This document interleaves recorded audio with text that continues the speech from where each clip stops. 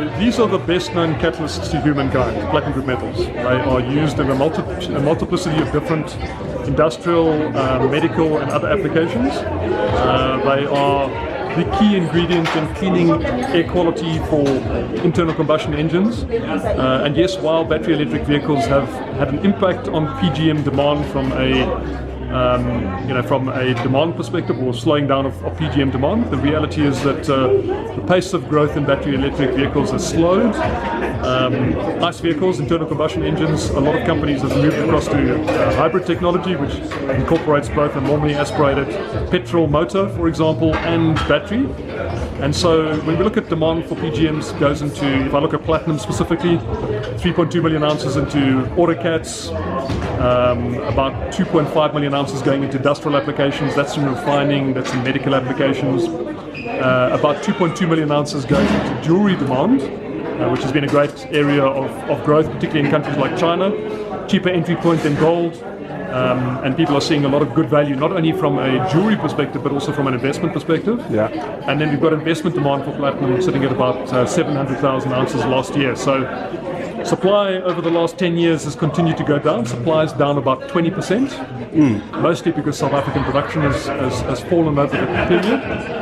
Demand for PGMs, obviously we've had, since the global financial crisis, demand did fall off because obviously automotive applications and the automotive demand had fallen off. But at the moment we're looking at, if you look at platinum itself, we're looking at kind of like a balanced market this year, but back into deficits next year and for the next 5 years.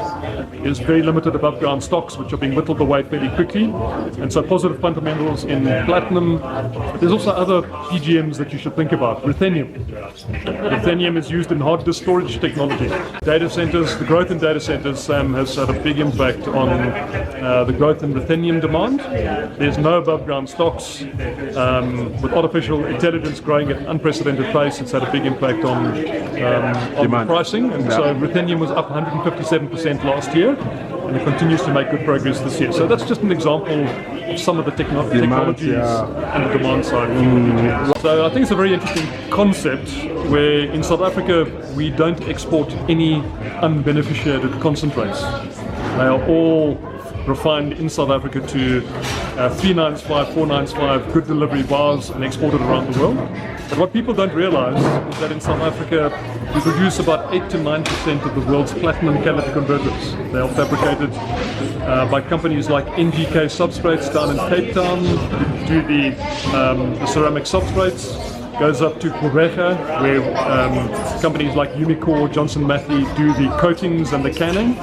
And then there's additional companies that do the canning, and that's then exported to key markets around the world. So, where the opportunities exist, there is additional value add that does take place. We do have a small jewelry sector in South Africa, and there's a lot of design competitions sponsored by companies like Valterra. So, where the opportunities exist, there is additional value addition that does take place. So when you talk about beneficiation, mining by itself adds a lot of value by extracting an ore and getting it to surface and then creating a valuable product in a concentrate. But that concentrate becomes refined and smelted and refined through what I believe is one of South Africa's major strengths, not just in the mining side, but in the smelting and refining side and PGMs. The rest of the world doesn't have that industry. So South Africa's got quite a unique competitive advantage having smelting and refining of PGMs done in the country.